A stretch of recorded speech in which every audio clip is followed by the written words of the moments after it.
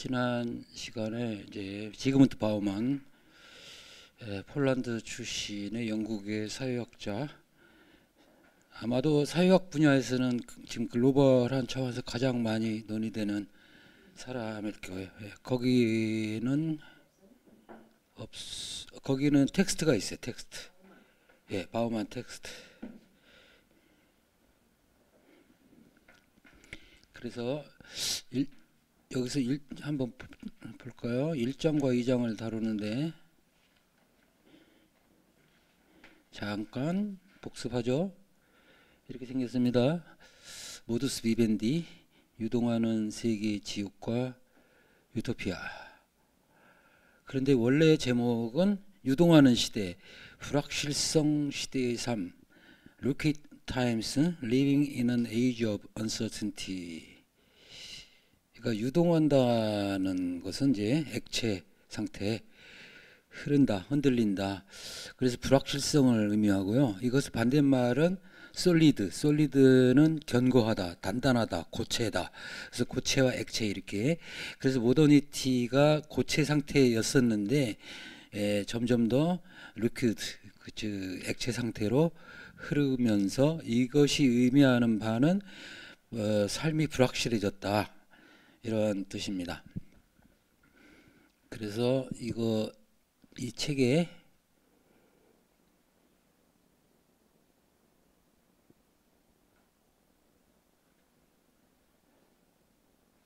(1장과) (2장을) 다룹니다. 머릿말, 과감히 불확실성의 온상 속으로, 그리고 이동하는 근대의 삶과 그 공포, 이동 중인 인류, 그리고 국가, 민주주의, 그리고 공포관리, 생활 공간의 분리, 불확실성 시대 유토피아. 그래서 이 리퀴드 시리즈를 쭉 내셨는데 그것의 완성판이라고 할까? 제일 마지막에. 그래서 머릿말, 과감히 불확실성의 온상 속으로를 다뤘고요. 이거 이따 또 잠깐 복습을 할 겁니다. 생각할 점에 가서. 그러니까 너무 신경 안 쓰셔도 되고.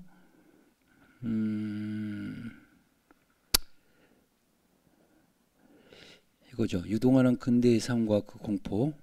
이 1장에서 전체를 아우르는 그 그림을 그리고 있습니다. 그런데 이제 1장은 지난 시간에 했고, 오늘은 2장. 그리고 시간이 남으면 여러분들 또 추가 자료를 나눠드리는데 보셨나? 희망을 품기와 죽기. 이걸 다룰까 합니다. 자, 2장을 볼게요. 그러니까 1장에 또 변주라고 생각하시면 돼요. 전혀 새로운 그런 주제라기보다는. 그래서 1장 마지막 부분에서 이 저자는, 바우만은 권력과 정치를 다시 하나로 묶는 일이 중요하다. 그런데 보세요. 이것도 언급을 해드렸는데 이 이론가들의 문제라면 문제고, 아니면 전형적인 현상이, 지난번에 이것도 말씀드렸어요. 장 보드리아르의 시뮬라송이 너무 커져서 개인이 대항하기에는 역부족이다. 너무 커졌다. 그런데 다른 한편으로 나는 테러리스트가 되겠다. 즉 시뮬라송과 싸우겠다. 그러니까 둘이 모순이에요. 그러니까 그 테러리스트가 되겠다는 것은 싸우겠다는 건데, 싸움에서 이길 가망이 없고 그 정도로 커졌는데, 그래서 싸움이 불가능하다고 말을 해놓고서 나는 싸워야겠다. 이렇게. 이 사람도 그래. 권력과 정치가 지금 분리됐다고 했거든요. 근데 분리됐는데 이걸 하나로 묶는 게 또 과제라고 했어요. 그래서 이게 모순이에요. 그런데 어쨌든 이 모순을 또 우리가 사유를 해야 돼요. 그리고 권력과 정치가 다시 결합하는 일이 이루어질 수 있다면, 제일 밑에 줄, 전 지구적 차원에서 이루어질 것이다.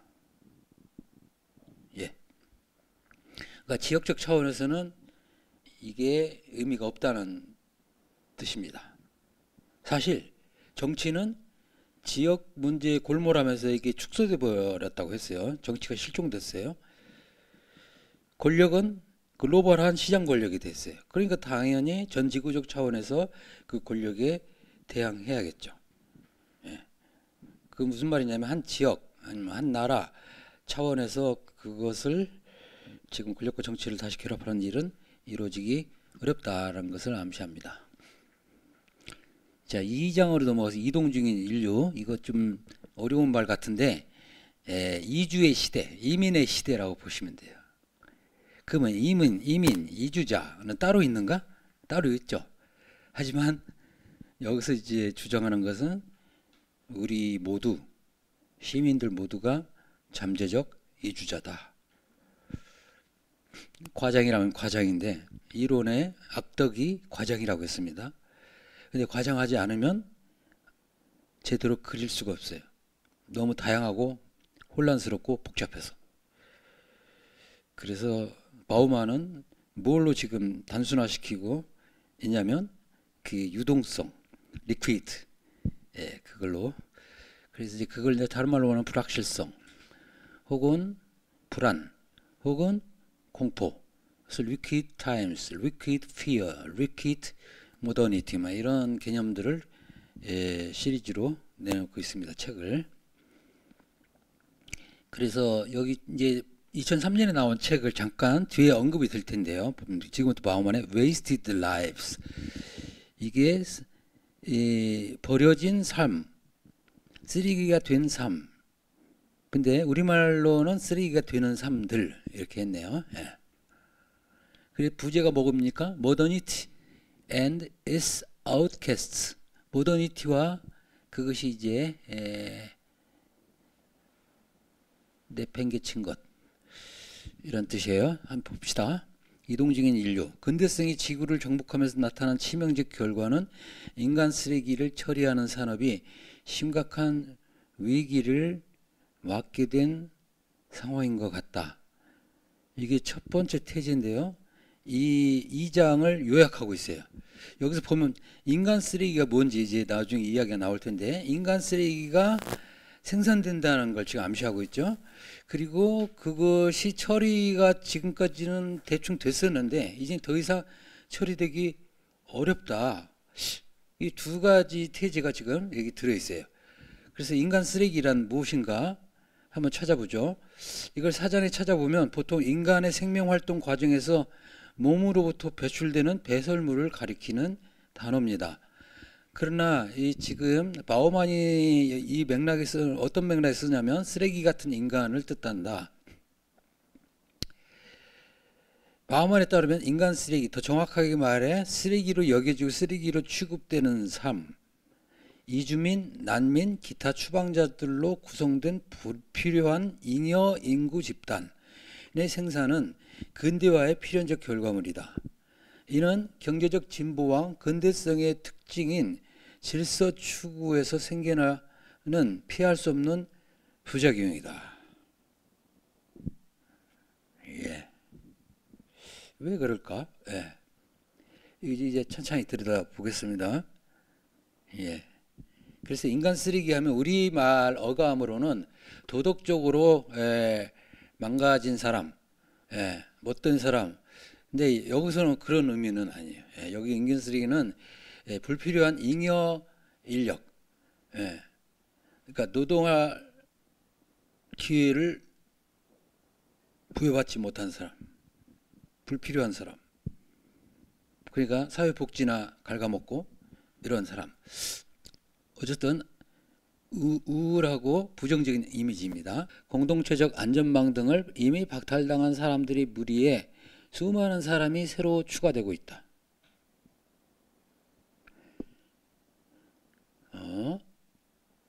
박탈당한 사람이라 했네요. 제레미 시브룩이라는 학자는 오늘날 자기 땅에서 추방당해서 가장 가까운 거대 도시에서 빠르게 팽창 중인 빈민촌에서 생존을 모색할 수밖에 없는 전 지구적 빈민의 공경을 생생하게 묘사하고 있다.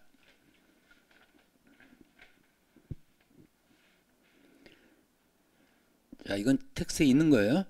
그래서 지금 시브르기 한 말을 인용하고 있는데요. 읽어볼게요. 전 지구적으로 빈민들이 떠돌아다니고 있다. 부자들이 그들을 쫓아냈기 때문이 아니라 배후지의 자원이 고갈되거나 용도가 변경되어 그곳에서 쫓겨났기 때문이다. 그들이 경작하던 땅은 비료와 농약에 중독되어서 시장에 내다 팔 잉여 농산물을 더 이상 내놓지 못한다. 물은 오염되었으며 관계수로는 메워졌고 우물물은 더러워서 마실 수 없다.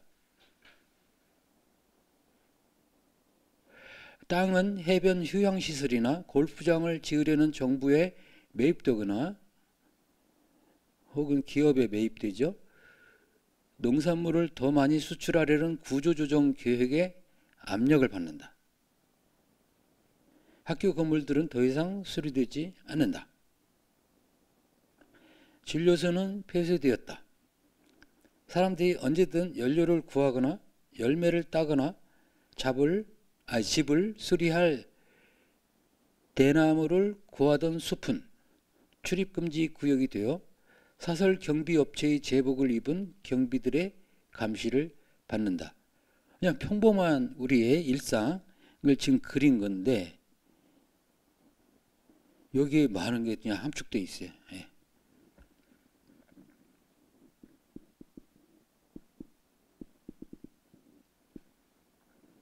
이거를 바우만이 인용하고 있습니다. 그 다음 금융과 상품 및 노동시장, 자본에 의한 근대화, 그리고 근대적 생활 양식의 전 지구적 확산으로 이 지구가 새로운 포화 상태를 맞게 되면서 두 가지 결과가 나타났다. 잘 집중하세요. 자본주의 체제가 세계 자본주의라고 하거든요. 이제 안 들어가는 데가 없어. 다 들어가. 이제 뭐 현실 사회주의도 붕괴했기 때문에 거기도 이제 러시아를 비롯해서 다 자본이 잠식하고 있어요. 그러면서 두 가지 결과가 나타나는데 첫 번째 결과는 이미 근대화되었거나 현재 근대화되고 있는 비교적 소수의 잉여인간 밀집 지역들을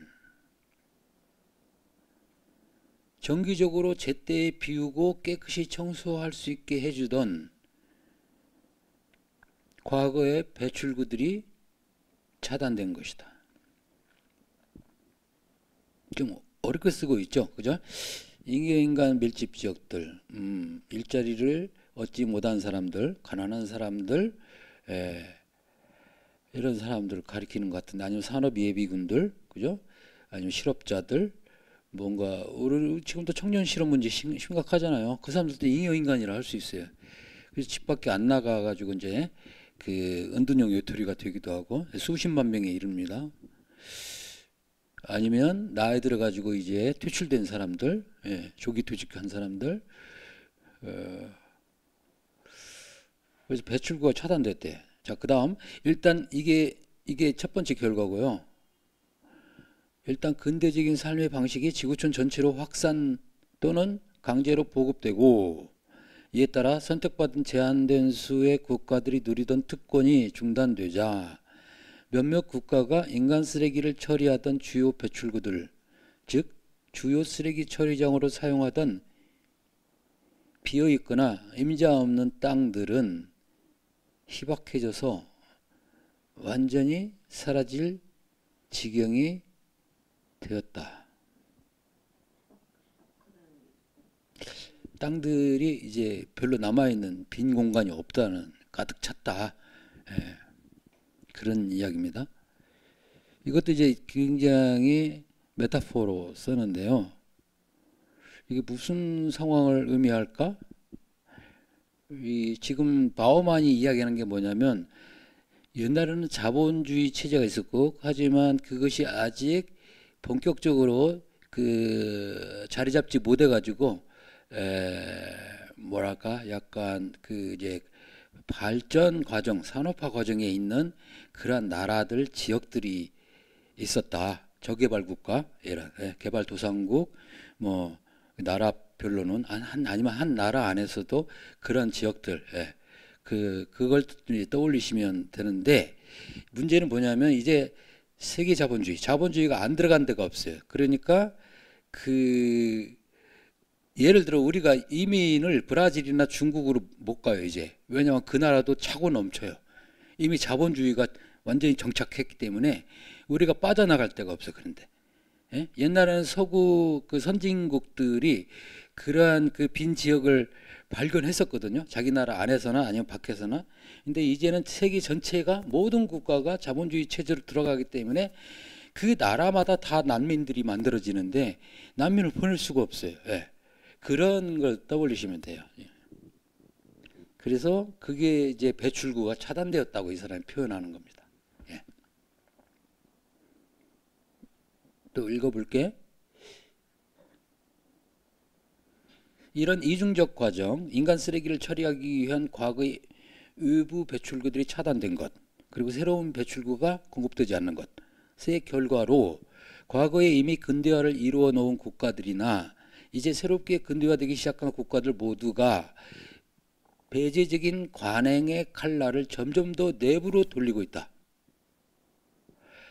관용이라는 제스처는 더 이상 사용할 수 없게 되었고 주로 사회들 간에 발생하던 문화적 다양성에서 연유하는 도덕적 문제들이 이제는 점점 사회 내부에서 발생하고 있다.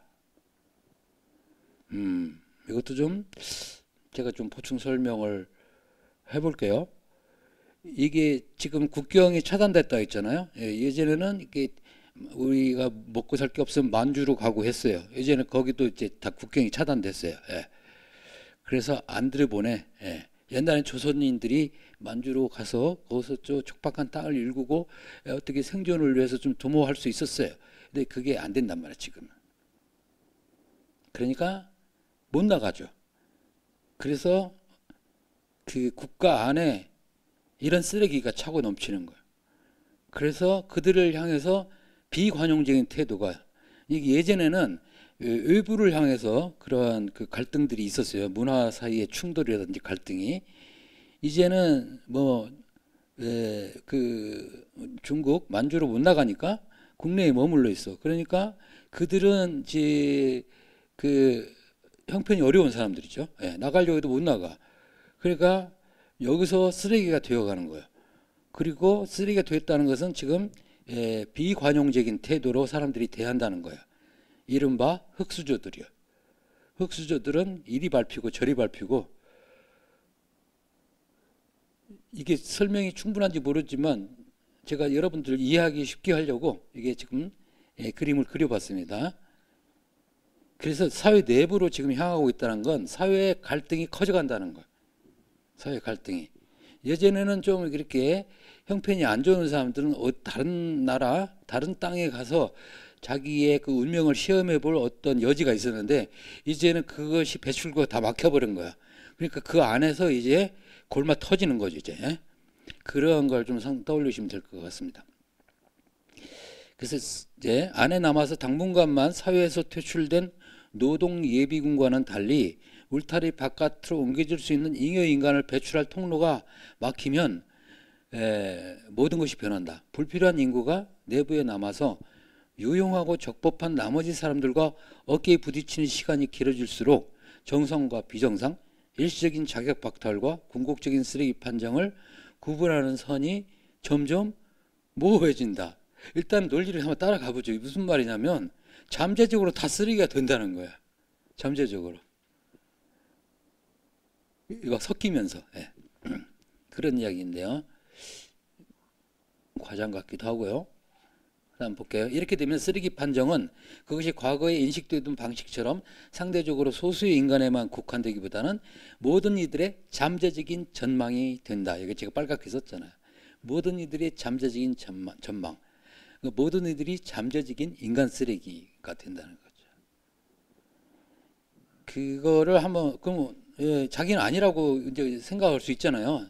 근데 그런 시대도 지나갔어요. 왜냐하면 견고한 시대가 아니기 때문에, 유동하기 때문에 언제 내가 누리고 있는 지금 향유하고 있는 이 그나마 조금이나마 있는 권리가, 사회적 권리가 박탈당할지 몰라요.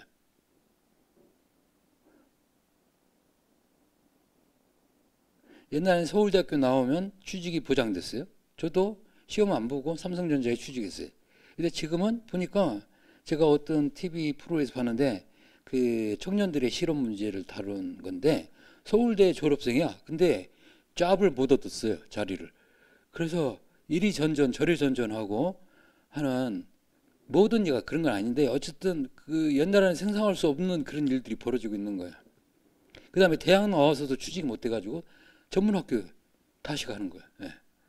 그러니까 우리가 너무 쓸데없이 대학에 많이 가. 제가 독일에서 유학했는데 거기는 지금은 조금 늘었는데요. 3분의 1. 예? 고등학교 졸업생의 3분의 1 내지는 40%가 대학 진학이에요. 3분의 2는 일찌감치 실업계로 가가지고 기술 배우고 그래서 독립해서 빨리 저기 그 일자리를 찾습니다. 예? 그러니까 연금을 일찍 부어놓는 거죠. 물론 상승 나중에 그 회사에 가면 그 과장, 부장 이쪽으로 올라갈 그 선은 막혀요. 예. 그 사람들이 최고 올라갈 수 있는 선이 되게 정해져 있어요. 실업계 출신들. 그 대신 연금을 일찍부터 부었기 때문에 부러울 게 하나도 없어요. 김나지움 출신, 대학 출신 부러울 게 하나도 없어요. 예. 그리고 나중에 이 사람들이 어느 정도 거기 직장에서 자리 잡으면 마이스터라고 장인이라고 이게 좋은 대접을 받아요. 그러면 도제를 둘 수 있어요. 도제들을 가르치고. 예. 그런 것들이 제가 독일에서 아주 인상 깊게 봤어요. 즉 독일은 3분의 2가 예, 직장을 택한다. 공장을 택한다. 우리는 대학 반대가 돼 있어요. 3분의 2가 인문계 출신으로서 전부 대학 가. 3분의 1이 이게 뭐랄까 차별받으면서 실업계로 갔지. 예? 우리나라 비트라는 제목의 영화도 있었어요. 그 실업계 간 애들의 그런 고충, 그들의 그 폭력 상황, 막 이런 것들을 그린 걸 나는 인상 깊게 봤는데요. 제목이 비트였습니다. 그 80년대인가 그 상황이었어요. 근데 어쨌거나 지금 대학 나와서도 불안해요. 취업률 경쟁이 치열하고요. 예. 그래서 취업 못한 젊은이들이 많습니다. 지금 설명하다 보니까 그쪽으로 나가는데 더 읽어볼게요. 과거에 쓰레기를 만들어낸 자들은 자신들이 지역적으로 만들어낸 문제를 전 지구적 차원에서 해결할 수 있는 방책을 모색하고 찾아냈다. 이건 이제 솔리드, 그러니까 견고한 시절의 그 상황입니다. 반면에 후발주자들은 전 지구적 차원에서 발생한 문제를 지역적 차원에서 해결해야 돼. 지금. 예. 이들은 전 지구적인 압력에 굴복해서 자본과 상품이 거침없이 유통되는 영토를 개방하게 된다. 아마도 후발 국가들 우회적으로 그리고 종종 기만적으로 개발도상국이라고 불린다. 지금 바우만이 아주 신랄한 말을 하고 있어요. 개발도상국이라고 상당히 이게 긍정적인 이미지로 말하지만 이제 개발될 거다. 근데 후발 국가는 기회가 없어요. 예, 계속. 그래서 지금 그거를 비판하는 겁니다. 예, 후발 국가를 이 사람은 고집해. 해서 유일하게 번성 중인 산업은 난민 대량 생산일 것이다.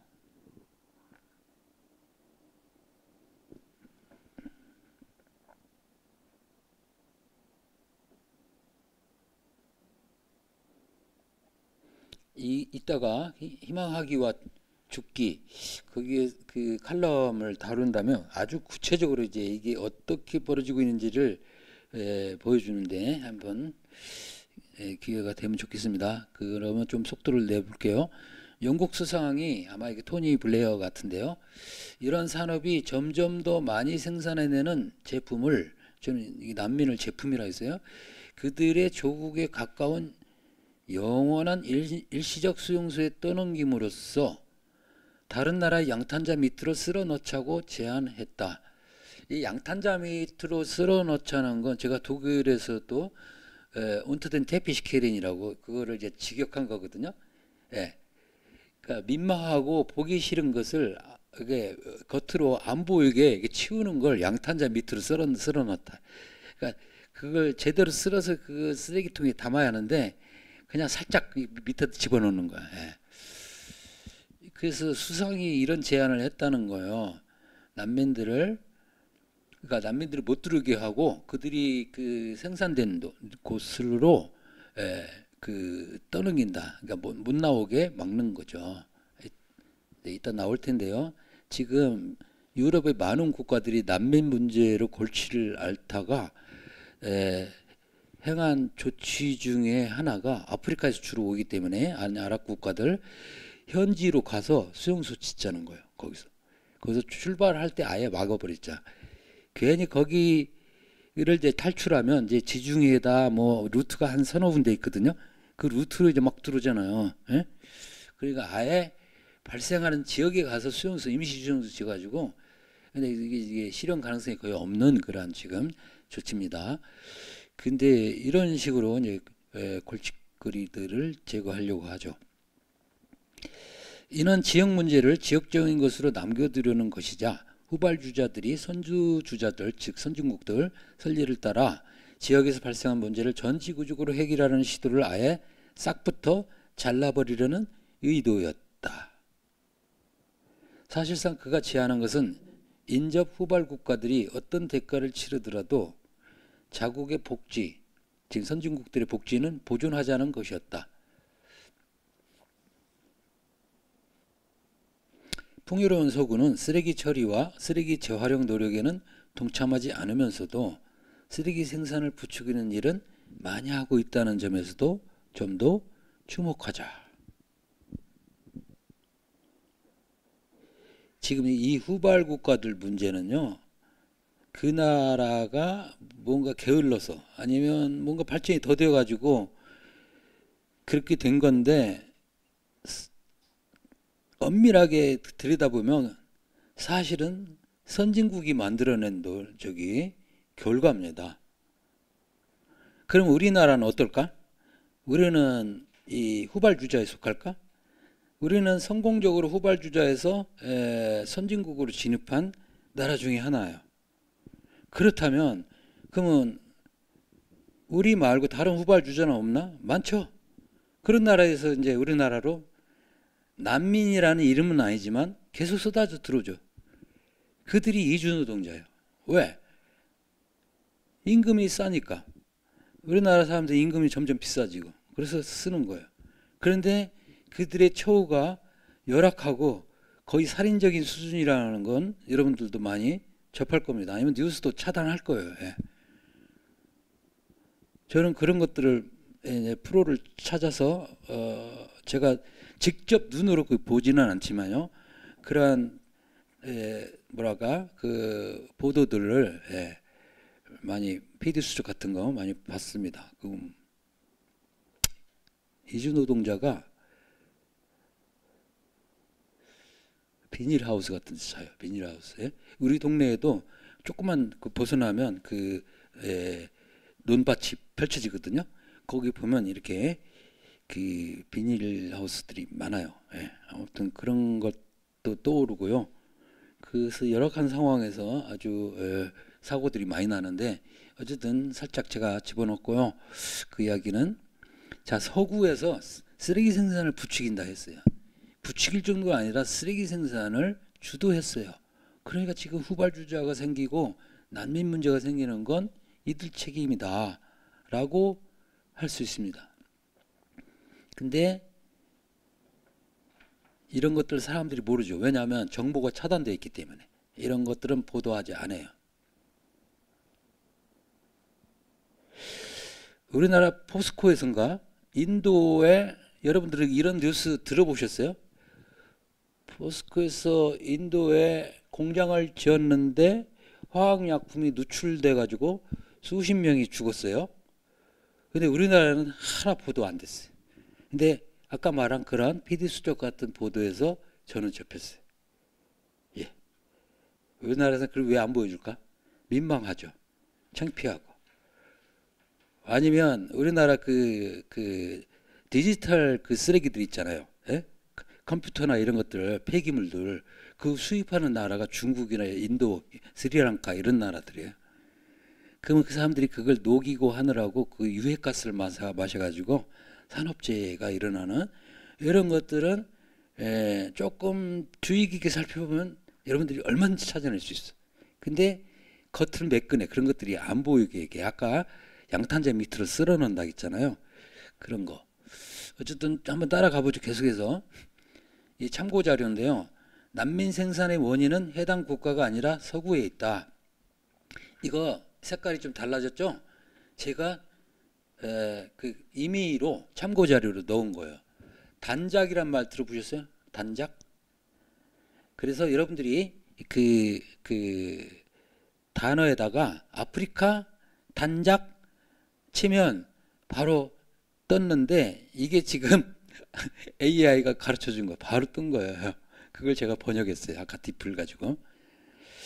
제가 이제 읽어볼게요. 아프리카의 여러 나라에서 서구에서 소비될 식물을 단작, 단일 경작, 단일 재배로 재배함으로써 생태계를 파괴하고 난민, 빈곤 등의 피해를 나와왔음은 널리 알려져 있다. 다음은 아프리카 단작 재배, 서구 기름 생산, 팜유를 생산하느라고 거기에 그 다양한 그 작물을 재배하던 그들이 이제 먹거리죠. 그거를 다 파괴해 버렸어요. 밀어버렸어요. 쫙 밀어버리고 팜유 재배하는 식물을 쫙 수십 킬로를 깔았어요. 아프리카의 이거 제가 쓴 게 아니에요. 이거 인터넷에서 나온 겁니다. 아프리카의 단작 재배와 서구의 기름 생산 사이의 관계는 식민주의 역사에 뿌리를 둔 복잡한 경제적 사회적 현상입니다.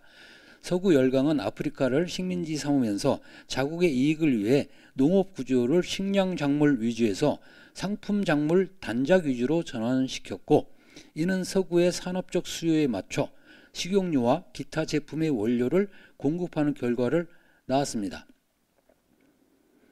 그러면서 계속 설명이 이어지고 있어요. 어디에서? 인터넷에서 AI가 가르쳐줬어요. 역사적 배경, 식민지와 단작의 시작, 산업혁명으로 인한 수요 증가, 19세기 중반 유럽의 산업혁명으로 인해 비누, 마가린, 윤활유 등에 필요한 팜유의 수요가 폭발적으로 증가했습니다. 그 다음에 식민지 농업 정책, 서구 열강은 아프리카의 자원을 착취하기 위해 대규모 플랜테이션 농업을 도입했습니다. 이 과정에서 아프리카 지역의 다양한 농업 생태계는 서구 시장을 위한 소수의 단일 상품 작물로 대체되었습니다. 이게 단작이야. 줄여서 모노컬처. 대표적인 상품 작물, 팜유를 생산하는 이 야자 기름, 기름 야자 외에도 코코아, 커피, 면화, 땅콩 등이 서구로 수출되는 주요 상품 작물이었습니다. 노예 및 강제 노동, 식민지 시절 서구는 팜유 생산을 포함한 플랜테이션 운영을 위해 아프리카 원주민들을 강제 노동에 동원했습니다. 좀 더 읽어볼게요. 계속해서 나와 있어. 이렇게 자세하게. 수요 공급 관계. 서구 기업들은 값싼 노동력과 토지를 활용하여 아프리카에서 생산된 팜유를 안정적으로 공급받았습니다. 경제적 착취. 팜유 생산 과정에서 발생하는 이유는 대부분 서구 기업과 소수의 현지 엘리트들에게 돌아갔으며, 아프리카 국가들은 원자재 수출에만 의존하는 경제 구조에 갇힌 꼴이 되었습니다. 환경 파괴. 대규모 단작 재배는 토양의 영양분을 고갈시키고 생물 다양성, 바이오다이버시티, 중요한 화두입니다. 생물 다양성을 감소시키는 등 환경 파괴를 초래했습니다. 특히 기름 야자 플랜테이션 확대를 위해 열대우림이 파괴되는 문제가 심각했습니다. 식량 불안정. 상품 작물 단작은 아프리카 주민들이 생존에 필요한 식량 작물을 재배할 토지를 빼앗아 식량 안보를 위협했습니다. 때로는 식민지 국가들이 식량을 수입해야 하는 역설적인 상황에 놓이기도 했습니다. 신식민주의, 식민지배가 끝난 후에도 이러한 구조적 착취는 신식민주의라는 형태로 지속됐습니다.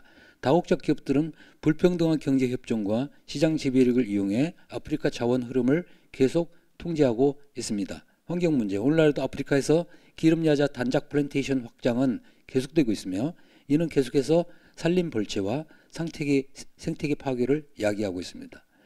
정의로운 전환의 필요성. 아프리카의 자원이 더 공정하고 지속 가능한 방식으로 관리되도록 산업화와 무역을 발전시켜야 한다는 주장이 제기되고 있습니다.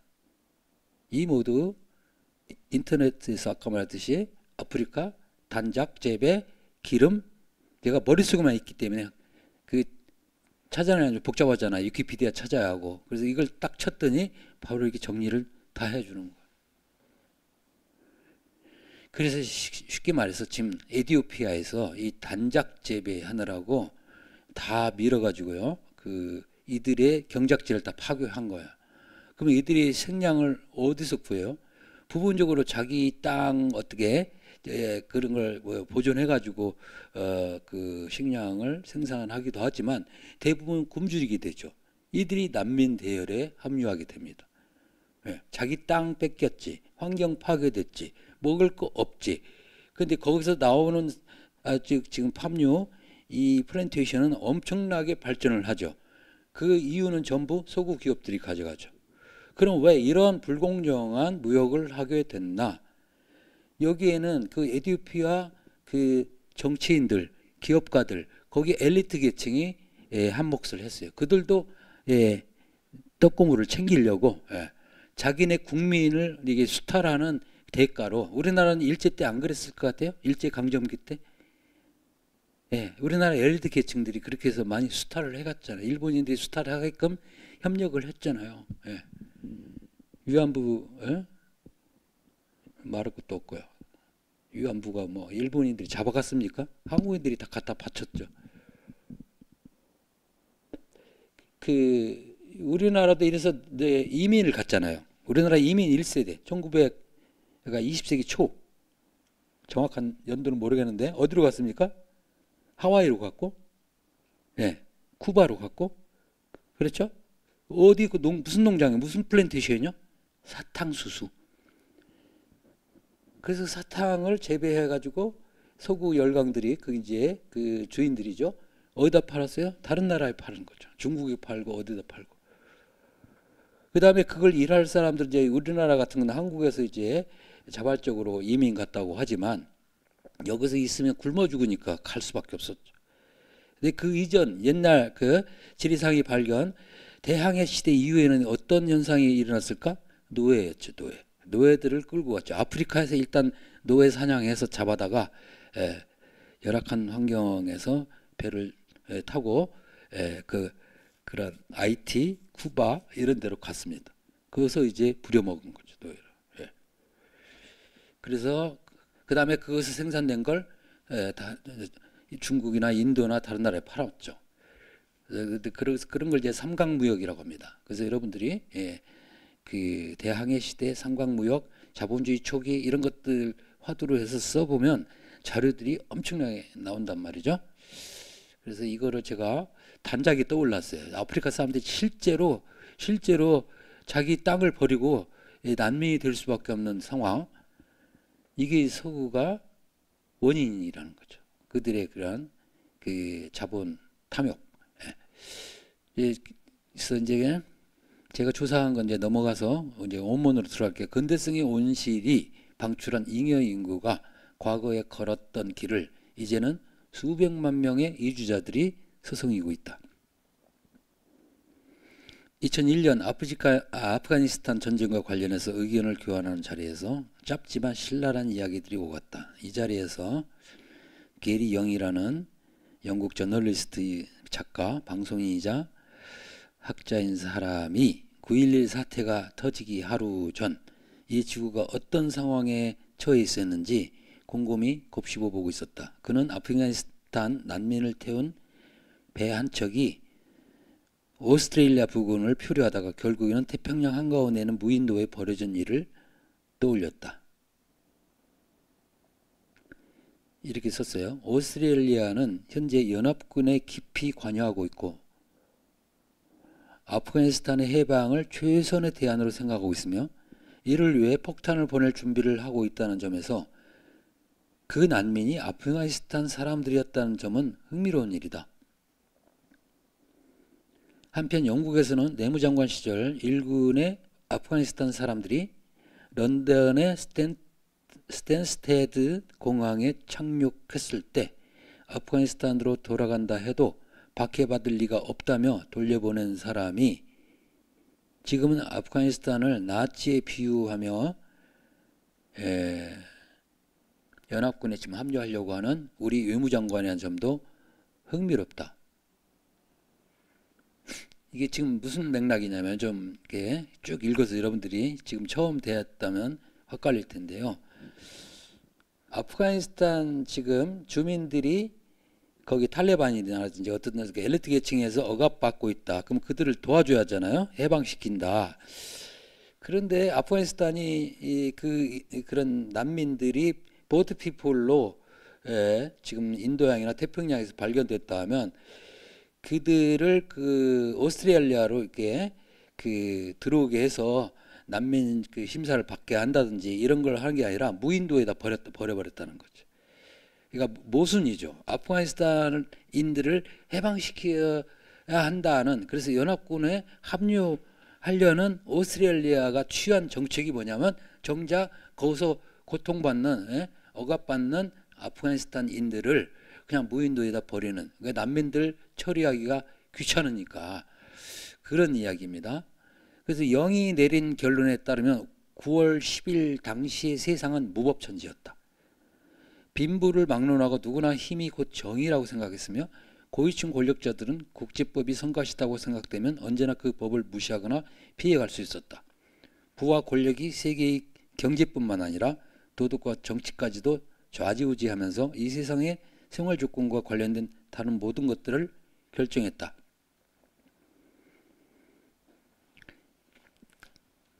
지구화로 인해 나타난 가장 좋지 않은 결과 중 하나는 전쟁의 탈규제화이다. 이거 어려운 말인데요. 전쟁의 탈규제화.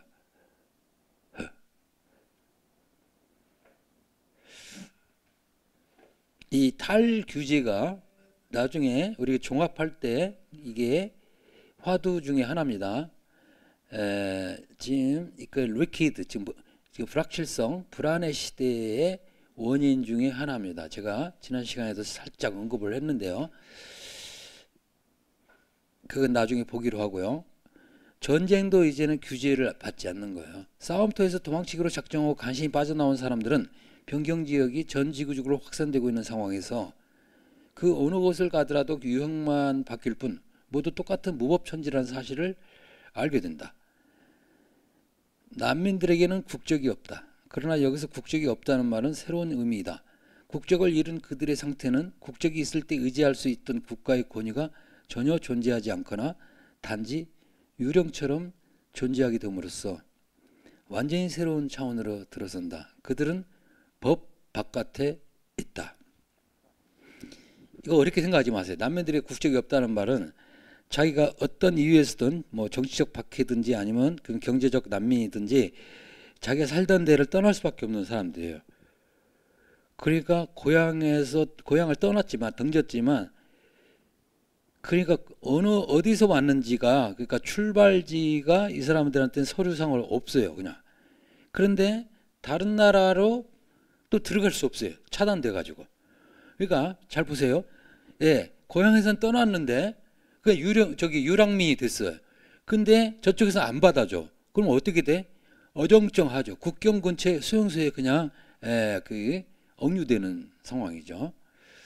그래서 그거를 이제 남매들에게 국적이 없다.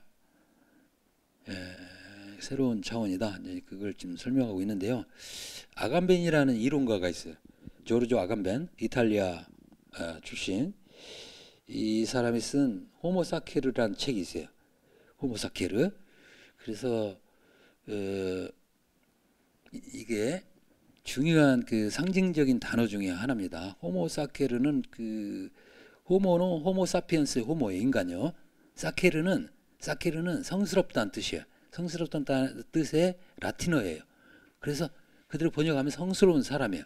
성스러운 사람인데, 그래서 이들을 옛날에 인간 제물로 쓸 수 없었어요. 세크리파이스를 못하게 했는데 그 대신 법 밖에 있기 때문에 아무나 죽일 수 있다.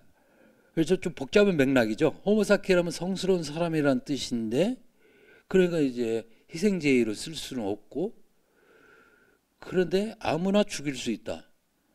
이 사람들은 법 바깥에 있어요. 그러니까 법의 보호를 안 받는 사람들.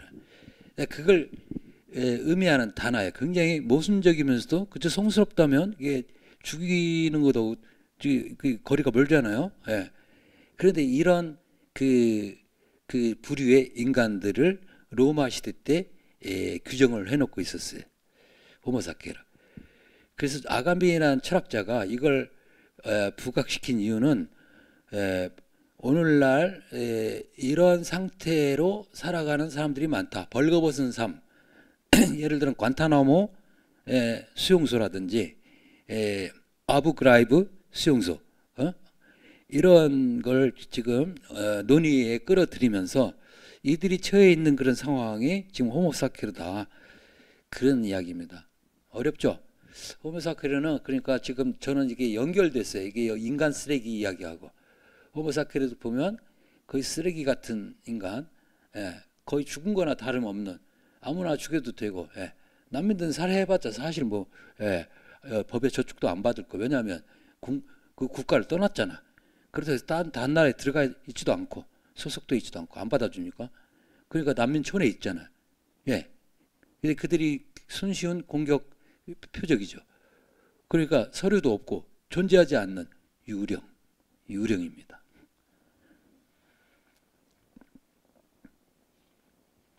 그리고 한 번 난민은 영원한 난민이다. 확실한 것은 여전히 난민들은 인간이 존재하지 않는다고 해서 지도에도 존재하지도 않는 것으로부터 벗어나지 못하고 있음에도 난민 명부와 통계에서는 수십만 명이 이미 사라졌거나 지금도 계속해서 사라지고 있다는 사실이다. 난민이 된다는 것은 사회적 존재의 기반이 되는 매개들, 즉 의미를 갖는 일상적인 것들과 사람들, 땅과 집, 마을, 도시, 부모, 재산, 직업, 그리고 여타의 일상적인 지표들을 잃는다는 뜻이다. 떠돌면서 기다리는 이 피조물들에게 남아있는 것은 인도주의적인 도움의 손길에 따라 지속성이 좌우되는 벌거벗은 생명뿐이다. 이걸 아까 조 아감벤도 이 단어에 주목하거든요. bare life, naked life, 벌거벗은, 아무 가진 게 없어요. 몸뚱아리밖에 없어요. 그래서 아무 보호도 받지 못하는 그거를 이 사람도 쓰고 있길래, 바우만도 쓰기에 제가 바로 이게 떠올라서 가져와서 이렇게 참고를 했습니다. 그 다음에 인도주의에 대한 비판이 있어요. 인도주의 여러분들이 좋은 뜻으로 알고 계시죠? 저도 그래요. 인도주의전 차원에서 제가 유엔 난민기구에 지금 그 회원이고 다 지금 내고 있습니다. 그 뭐 그린피스, 그 다음에 뭐 많습니다. 이런 것들이 국제 난민기구, 유엔 난민기구. 근데 인도주의에 대해서 지금 비판하는데 상당히 좀 그 역설적인데 한번 보세요. 인도주의적 도움의 손길에 대해서는 우려할 점이 많다. 고용된 사람이든 자원봉사자든 인도주의적 보조자들은 바로 배제의 사슬을 형성하는 중요한 고리가 아닌가. 난민들을 보살피는 역할을 하는 기관이 난민들을 위험에서 멀리 떼놓기 위해 최선을 다하는 동안 자기들도 모르게 인종청소자들을 돕고 있는 건 아닌가. 인도주의적 일꾼들은 적은 비용으로 난민을 배제하는 일을 담당하는 요원이 아닌가. 그들은 나머지 세상 사람들의 불안을 덜어주거나 없애주려고 마련된 장치, 우발적인 사고에 대한 공포와 절박감을 완화하는 동시에 범죄자들에게 면죄부를 주어 방관자들의 양심의 가책까지 달래주려고 마련된 장치가 아닌가. 물론 과장입니다. 하지만 일리가 있어요. 인도주의 손길을 받으면 그 받는 대상들을 보호한다는 미명하에 정상인들과 차단시켜요. 왜냐, 일정한 장소, 수용소, 캠프에 그들을 묶어두고 거기에 이제 필요한 것, 필수품을 공급을 해주죠. 그러면서 인도주의도 이게 돈을 내는 사람들, 이런 사람들도 양심의 가책까지 이제 아우르는 거죠. 그래서 이 부분은 나중에 폴 파머 우리 다룰 때 똑같이 나오거든요. 거기서도 인도주의 문제점. 그럼 뭐가 문제인가? 인도주의를 넘어서서 실제적인 사회경제적 도움을 줘야 돼. 근데 인도주의 지금 여기서는 그 비판적인 지금 측면을 조명하고 있습니다. 사실 난민들을 인도주의적 일꾼들에게 이임하는 것은 서로 화해할 수 없는 바람을 화해시킬 수 있는 이상적인 방법인 것처럼 보인다. 즉 해로운 인간 쓰레기를 처리하고자 하는 압도적인 바람뿐만 아니라 도덕적 올바름을 원하는 절실한 바람. 내가 그 연대하고 있고 내가 도움을 주고 있고 어쨌든 나는 도덕적으로 선한 사람이야 라는 그러한 욕망도 충족시켜주는 이상적인 방법이라는 거죠. 동의하십니까? 인간 쓰레기를 눈에 안 보이는 데다 치워. 좀 과장한 것 같죠?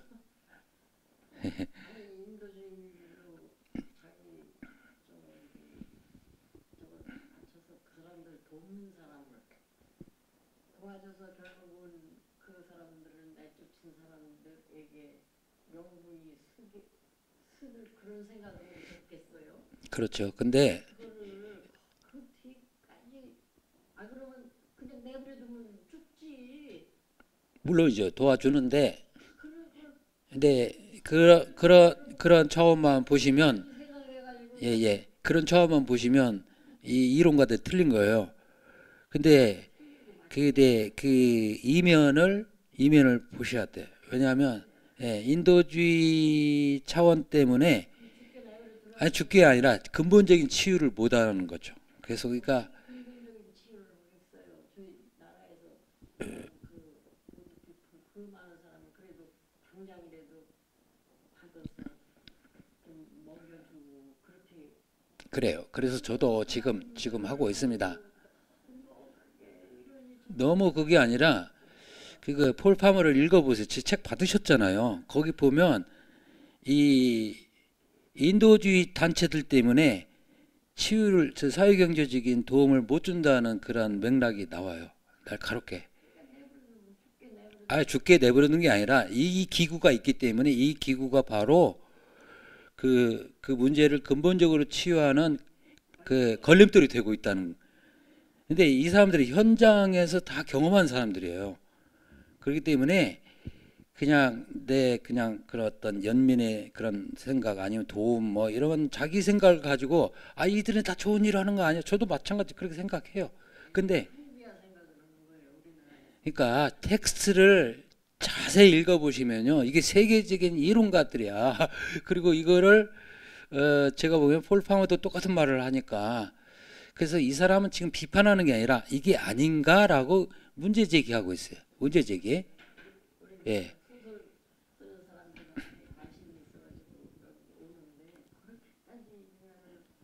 그러니까 예를 들어 제가 악랄한 기업가야.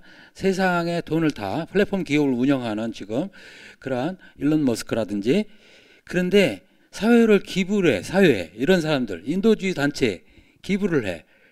그러니까 탐욕으로 벌어들이는 게 훨씬 1000배, 10,000배 많은데 조금 주면서 자기 양심을 바르는 거죠.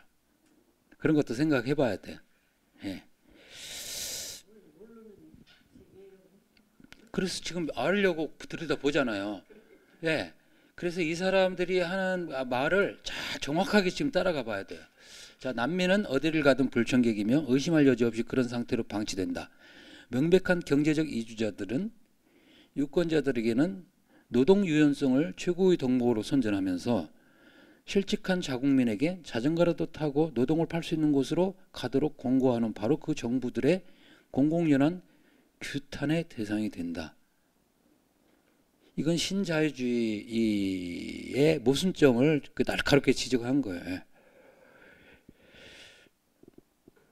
여러분들 지금 세계화하면 이제 지구촌 모든 인류 문명 문화권이 서로 교류하고 같이 형제가 되고 평화스럽게 공존한다.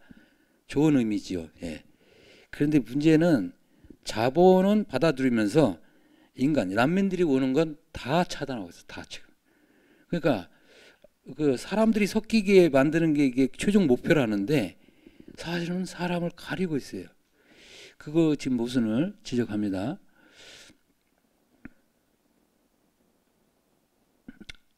데이비드 블렁킷은 영국 내무장관 시절 다른 정치가들에게 뒤처지지 않으려고 무자격 망명 신청자들을 소환하지 않는 나라에는 경제 원조를 중단한다.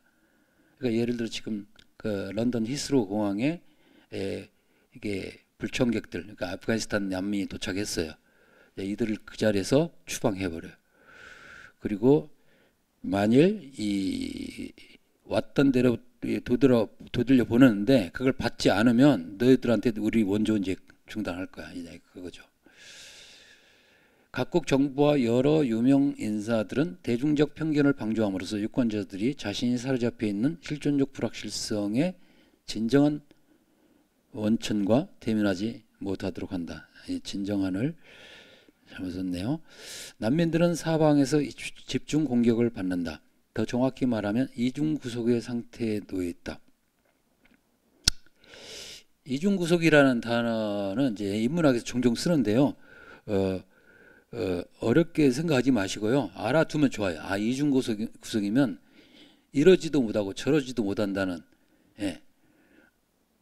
엄마하고 딸의 관계인데 엄마를 증오하면서 엄마한테 또 의존할 수밖에 없는 뭐 이런 거 이중구속이나 더블 바인드라고 하는데요. 그러면서 난민들은 뭐냐면 그들은 조국에서 강제로 추방되거나 그곳이 무서워 도망쳤어요. 하지만 다른 나라 입국도 거부됐어요. 아까 유력이라 했죠. 예, 본국에서는 추방됐어요. 자발적으로 나갔든지 어쨌든 떠난 사람이에요. 근데 예, 가고 싶은 데는 못 들어가요. 그러니까 그 사이 공간에 있는 거죠. 이 지상에서는 설 곳을 잃은 채 존재하지 않는 곳, 비공간, 유령마을로 내던져졌거나 일정한 장소 없이 표류하는 장소인 바보들의 배에 실린 것이다. 바보들의 배 들어보셨나요? 여기 지금 설명을 안 했네. 자, 바보들의 배는 나렌쉬프라고 하는데요. 1490년대에 세바스찬 브란트라는 독일의 그 목사예요. 그 사람이 이 목판본으로 하나는 그림을 그리고 하나는 이 풍자하는 그 글을 써가지고 대박이 난 이게 베스트셀러였어요 당시. 그래서 라틴어로도 번역되고 여러 나라로 번역되는데요. 그걸 설교집으로 썼어요. 그러니까 목사니까 사람들의 그런 그 도덕적 타락을 질타하면서 선한 삶을 살아라 이런 뜻으로 썼는데 그 제목이 나렌쉬프예요. 나렌쉬프는 뭐냐면 그들이 이제 바보들이고 어리석은 사람들이죠. 그걸 나르라고 불렀어요. 그래서 그들을 배에 태워가지고 안 보이는 데로 떠나 보내는 거야. 추방시키는 거죠. 그런데 이 나렌쉬프의 모티프를 미셸 푸코라는 프랑스 학자가 가져와서 광기의 역사를 씁니다. 광기의 역사라는 책을 1960년대 초반에 나왔나? 광기의 역사. 그러면서 이 지금 나렌들이 사실은 광인들이에요. 그래서 광인들의 배라고 썼어요. 지금 바보배라고 지금 이게 우리나라에서는 번역되어 있는데요. 저도 참여했거든요. 이 프로젝트에.